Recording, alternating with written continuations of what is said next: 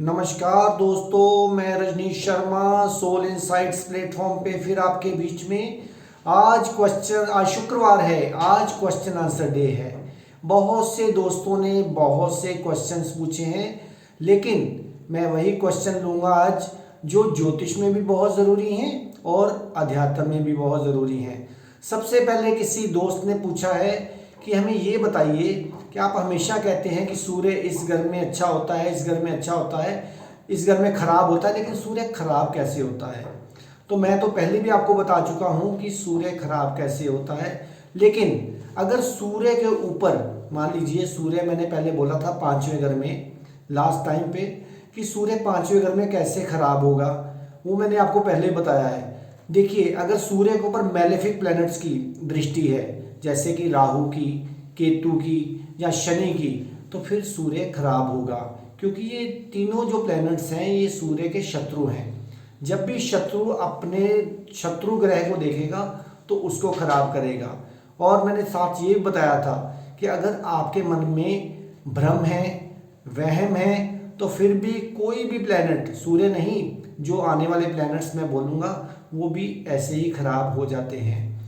अब एक और मित्र ने पूछा है कि हमें बताइए, आप ध्यान के बारे में बड़ा कुछ बताया, लेकिन हमें बताइए कि ध्यान के लिए आसन कैसा होना चाहिए, जिस आसन पे हमने बैठ के ध्यान करना है वो कैसा होना चाहिए, हमारे कपड़े कैसे होने चाहिए। तो मित्रों याद रखिए कि जो आसन है जिस पे हमने बैठ के ध्यान लगाना है वो ना ज़्यादा ऊंचा होना चाहिए या ना ज़्यादा नीचा होना चाहिए। ज़्यादा से ज़्यादा ज़मीन से 1 या 1.5 इंच या मैक्सिमम 2 इंच ऊंचा आसन होना चाहिए।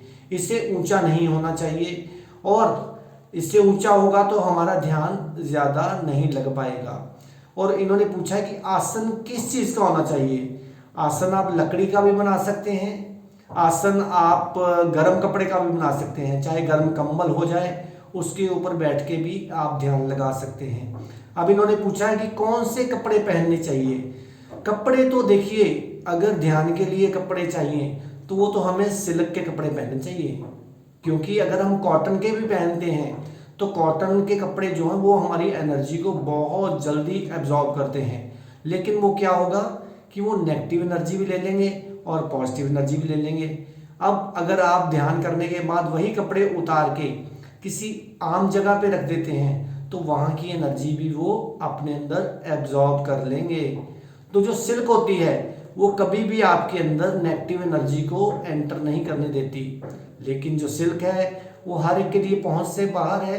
तो इसलिए मैं तो आपको यही एडवाइस करूंगा, अगर आप ध्यान करते वक्त कपड़े कॉटन के पहनते हैं या जो भी कपड़े पहनते हैं, उसके रखने की जगह ऐसी जगह होनी चाहिए यहाँ पे कोई भी नेगेटिविटी उसको छू ना सके।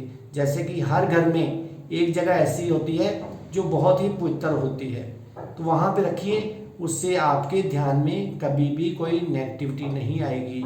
और बेड पे बैठ के भी पूछा है, बेड पे बैठ के कभी ध्यान नहीं करना चाहिए, क्योंकि बेड जो है वो सोने के लिए है। अगर वहाँ बैठ के आप ध्यान करोगे तो आपको नींद आनी शुरू हो जाएगी, क्योंकि बेड के ऊपर जितनी भी एनर्जी है वो सिर्फ नींद की है। अब एक और मित्र ने पूछा है कि हमें बताइए ये ड्रीम्स क्या है, क्या सपने सच होते हैं। हाँ बिल्कुल, सपने कई सच भी होते हैं, लेकिन हम कौन से सपने लेते हैं। मान लीजिए आज आपने व्रत रखा है, तो आप देखेंगे रात को सपने में आपको किसके सपने आएंगे कि आप किसी रेस्टोरेंट में बैठे हुए खाना खा रहे हो, क्योंकि जिस चीज़ को आप दिन में अवॉइड करते हो वही रात को सपने का रूप धारण कर लेता है। मान लीजिए आप किसी के लिए अपने मन में द्वेष, वैर, विरोध रखे हुए हो, तो रात को वही आपके सपने में आएगा कि मैं उस शख्स की पिटाई कर रहा हूँ। तो इसलिए ड्रीम्स हमेशा वही आपकी जो छोड़ी गई सोच है, जिसको आपने पूरा नहीं किया है, वही रात को सपने का रूप अख्तियार करके आपको सपने में आ जाता है। अब एक और मित्र ने पूछा है कि डर के ऊपर बताइए। देखिए, मैं डर के ऊपर पहले भी बहुत कुछ बता चुका हूँ, लेकिन डर किस चीज़ का है, क्यों बंदा डरता है। डर हमेशा हमारी कामना का है, हमारी वासना का है। जितनी आपके अंदर कम वासना होएगी उतना ही आपके अंदर कम डर होएगा, क्या वासना है, क्या कामना है कल की। अरे कल को ऐसे ना हो जाए, मेरे पास पैसा नहीं होगा तो क्या होगा। याद रखिए यहाँ पे डर है। अगर आप मंदिर, गुरुद्वारे, मस्जिद, गिरजाघर कहीं भी अगर डर से जा रहे हैं तो आप वहाँ से खाली हाथ आएंगे। वहाँ जाइए परमात्मा के घर, लेकिन उसका शुक्राना करने, उससे कुछ मांगने नहीं, क्योंकि जो डर है वो हमेशा मांगता है। तो मांगने से ज़िंदगी में कुछ नहीं मिलता। ये श्री कृष्ण जी ने भी कहा है और कई साधु संतों ने कहा है कि मांगे मिले ना भीख, कि मांगे भीख भी नहीं मिलती है। इसलिए डर क्या है, सिर्फ कल के आने वाले समय का, कि ऐसे ना हो जाए, ऐसे ना हो जाए, मेरी ये मनोकामना मेरी पूरी हो जाए, मेरी ये मनोकामना पूरी हो जाए। तो जब तक आपके अंदर कामनाएं हैं तब तक डर है। अब एक और मित्र ने पूछा है कि मन से पार कैसे जाया जाए। मन से पार जाने की कोई छोटी सी विधि बता दीजिए। देखिए आपका मन क्या है, आपका मन है एक खाली बाल्टी की तरह, जिसके नीचे कोई भी बॉटम नहीं है, कोई भी उसके नीचे, वो बिना बॉटम के है, खाली। जो आप उसके ऊपर डालते जाओगे वो नीचे जाता जाएगा। उसके साथ क्या होगा, आपके अंदर टेंशनें क्रिएट होती जाएंगी। जितने आप विचार डालते जाएंगे, जितने आप विचार डालते जाएंगे, उतना ही आपका मन भारी होता जाएगा, क्योंकि जो आपका मन है वो आपके विचारों का जोड़ है। कभी आपने आटे की चक्की देखी होगी, ऊपर से गेहूं डालते जाओ तो नीचे आटा निकलता जाता है। तो यही मन का स्वभाव है कि जो भी आप विचार भरते जाओगे, भरते जाओगे, भरते जाओगे, उससे आपका मन हैवी होता जाएगा। अब मन से पार कैसे जाया जाए, मैं आपको कहता हूँ सिर्फ 3 मिनट। अगर आप कंटिन्यू 3 मिनट बिना विचारों के हो जाओ तो आप धीरे धीरे पाएंगे कि आपका मन बिल्कुल खत्म हो गया। जैसे ही मन खत्म हुआ, साथ ही आप परमात्मा के साथ एक हो गए। तो मन जीते जग जीत। मन तभी जीत सकते हैं जब आप विचारों से रहित हो जाएंगे। सिर्फ 3 मिनट, सिर्फ 3 मिनट, बहुत कम समय है। अगर 3 मिनट भी आप शांत रहे तो मन बिल्कुल खत्म हो जाएगा।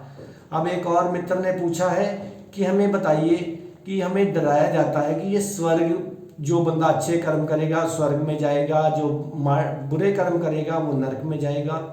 ये अच्छे कर्म क्या हैं और बुरे कर्म क्या हैं, या ये स्वर्ग क्या है, ये नरक क्या है। देखिए मित्रों, जब आप गिल्ट में होते हैं, जब आप नेगेटिविटी में होते हैं, तब आप हमेशा नरक में होते हैं। आप देखिए, जब भी आपसे कोई बुरा कर्म होता है तो आप उसी समय नरक में होते हैं।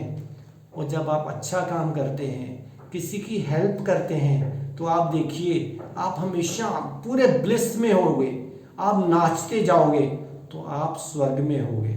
स्वर्ग का मतलब होता है सुख और नरक का मतलब होता है नरक। ये कोई ऊपर स्वर्ग नरक नहीं है, यहीं पे स्वर्ग है, यहीं पे नरक है। अगर आप क्रोध कर रहे हो तो आप उस समय क्या हो, उन्हीं कड़ाहों में जलाए जा रहे हो जो हमें दिखाए गए हैं सिंबॉलिकली, कि ये देखिए जी जो ऐसे करता है उसको नरक में डाला जाता है। तो इसलिए आपके ऊपर डिपेंड करता है। अगर आप अच्छे कर्म कर रहे हैं तो स्वर्ग है, अगर आप बुरे कर्म कर रहे हैं तो वो नरक है। अब अच्छे बुरे कर्म क्या हैं, जो किसी को खुशी दे वो अच्छे कर्म है, जो किसी को दुख पहुंचाए वो बुरे कर्म है।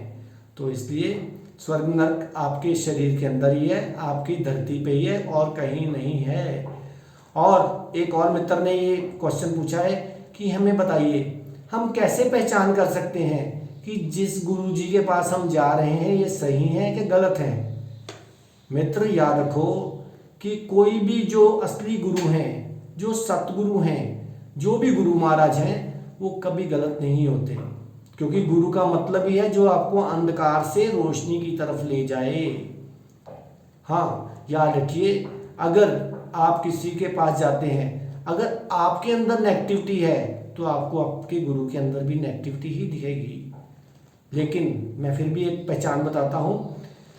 अगर आपको जिसके पास बैठ के बहुत शांति का अनुभव हो, आपकी जो ऊर्जा है बहुत ऊंचाइयों को छूने लगे, तो समझ लीजिए कि वही आपके गुरु हैं, वही असली गुरु हैं, जो कि आपको बिना बताए ही आपकी ऊर्जा को बदल दें। वही गुरु हैं, ना कि गुरु को भी ये बोलना पड़े, हाँ भाई तुम ये करो, तुम ये करो, तुम ये करो।